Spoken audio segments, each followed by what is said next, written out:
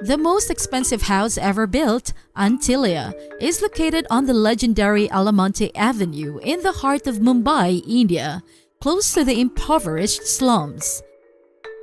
This residence rises 27 stories and is 568 feet tall, giving the enormous building exceptional views of the Arabian Sea. Welcome to Unleash Billions, the channel dedicated to exploring the lives and business strategies of the most successful entrepreneurs and business leaders in the world. So join us as we uncover the secrets of the billionaires and learn how you can unleash your own success. Let's see inside the most expensive house in the world in 2023. The house is technically the second most costly residential property in the world, behind Buckingham Palace, which is estimated to be worth $5 billion. Nonetheless, Antilia is the most costly private residential property, with some pricing estimations as high as $2 billion, whereas Buckingham Palace is regarded as a crown property. Even still, any list where a property comes before Buckingham Palace pretty much promises that it will be outrageously opulent and is likely to be a home I'd want to move into. I'll engage both of your senses as I take you on a virtual educational tour of this opulent home in this video. Many of the rooms in this enormous house have double or triple height ceilings, giving the 27-story tower a 50 or 60-story appearance. Can you see yourself standing no more than 27 floors tall? Laughable. A multi-level automobile lot with enough for 168 vehicles can be seen on some of the lower floors. This lot includes Mukesh's priceless RS5 crore Maybach, a vehicle for highly important individuals. A car service station is also located somewhere in same car lot. In case automobiles aren't your thing, the house also has 3 helipads installed on the roof. Few things scream billionaire like a rooftop helipad. The private vehicle lot and helipads are against Mumbai's residential rules, but as far as we know, no one has compelled the millionaire to make any modifications. There is a lavish lobby with 9 elevators located above the car lot. A 2-story recreation center with a gym, a juice bar, a dance studio, and a yoga studio is located further up. A spa and a ballroom will soon appear as you continue to ascend. 80% of the ceiling in the ballroom is covered with several crystal chandeliers, leaving an embarrassing 20% bare and unadorned.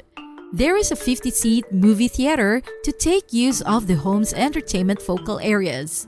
The home's sleek facade is surrounded by a number of balconies, terraces, and lush gardens. In order to keep the interior as cool as possible, the building's sides are covered with vegetation that is designed to absorb sunlight. That touch might be able to make a difference in what must be a ridiculous electrical bill. The house has an ice room with a snow machine to simulate a winter wonderland. As if all this luxury wasn't already enough of a retreat from Mumbai's scorching, bustling streets. Only the likes of Willy Wonka can compete with this innovative version. The immaculate building was created by Chicago-based architects Perkins and Will, while Lighton Holdings, an Australian firm, was in charge of the interior decor. Only 6 people reside in the 400,000 square foot facility, but it is designed to accommodate 600 cooks, cleaners, and security employees. So that lessens how obscenely large the mansion is, right? By the way, I verified the statistic and can certify there are 100 employees per family. The structure bears the name of the island of the 7 cities, a fabled island. The story of this island is based on an old Liberian tradition about bishops who fled the Muslim invasion of Hispania and settled on an island, where they established 7 villages. There isn't much else to say about that interesting information, and nobody seems to be able to explain why the house's owners decided to move to the rumored island.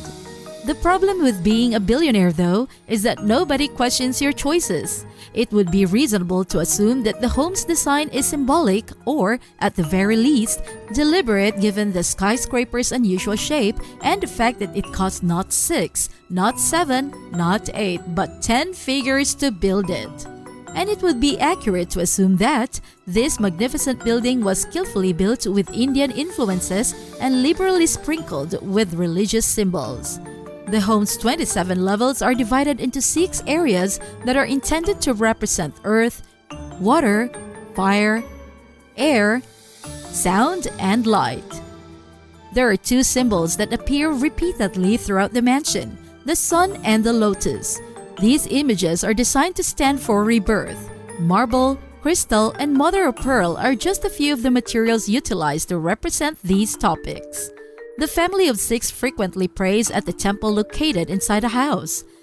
The house is decorated with several statues of Hindu deities such as Shiva, who destroys in order to make space for fresh creation, and Ganesh, who is worshipped as the deity who removes barriers. The house is credited with drawing inspiration from the Atlantic Ocean in addition to religious motifs on lotus and sun symbols. Mukesh Ambani, the chairman of Reliance Industries, chairman of the petroleum industry, and surprise, surprise, the richest man in India, is the owner of the $2 billion house. Mukesh is in charge of 5% of India's exports, which is ridiculous given that India is home to a third of the world's population. The largest manufacturer of polyester fibers and yarns in the world is a company that Mukesh's father founded. Mukesh became one of the wealthiest men in all of Asia by multiplying his inheritance several times over. For many years, Mukesh was among the top 10 wealthiest persons on the earth. In 2007, when the Indian stock market had a spike, many people thought Mukesh was the world's richest person. Yet as of late, he is comfortably seated in position 20.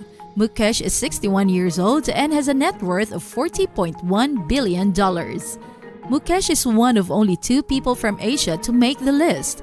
Mumbai, the nation's financial center, is also known as the city that never sleeps since, I suppose they weren't aware that the phrase had already been taken.